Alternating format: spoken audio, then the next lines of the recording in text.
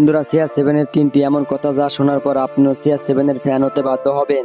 চলুন আমি আপনাদের বলছি। তার আগে বন্ধুরা, আপনারা যদি CR7 এর একজন সত্যিকারের ফ্যান হয়ে থাকেন তাহলে আমার চ্যানেলটি অবশ্যই সাবস্ক্রাইব করে দিবেন এবং বন্ধুরা কমেন্টে CR7 লিখে যাবেন। নাম্বার 1, ছোটবেলা থেকে CR7 ফুটবলের প্রতি অনেক আসক্ত ছিলেন। 11 বছর বয়সে স্কুল থেকে এসে তার মাকে মিথ্যা কথা বলে ফুটবল প্র্যাকটিস করতে চলে যেতেন। নাম্বার 2, আপনি এটা জেনে অবাক হবেন যে CR7 কে একবার পুলিশ গ্রেফতার করেছিলেন, কারণ লন্ডনে একটি হোটেলে একটি মেয়েকে রেপ করার অভিযোগ উঠেছিল। পরে সিসি ফুটেজ দেখার পর জানা যায় CR7 একদম নির্দোষ ছিলেন। নাম্বার 3, যদিও মেসি CR7 থেকে গোল্ডেন বুট ও ব্যালন ডি'অর বেশি আছে, কিন্তু CR7 এমন একজন ব্যক্তি যার টাকা থাকা সত্ত্বেও গোল্ডেন বুট বিক্রি করে দিয়েছিলেন। সেই টাকা দিয়ে বাচ্চাদের স্কুল বানানো এবং বিভিন্ন ফাউন্ডেশনে দান করে।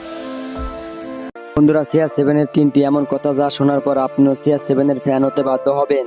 চলুন আমি আপনাদের বলছি। তার আগে বন্ধুরা, আপনারা যদি CR7 এর একজন সত্যিকারের ফ্যান হয়ে থাকেন তাহলে আমার চ্যানেলটি অবশ্যই সাবস্ক্রাইব করে দিবেন এবং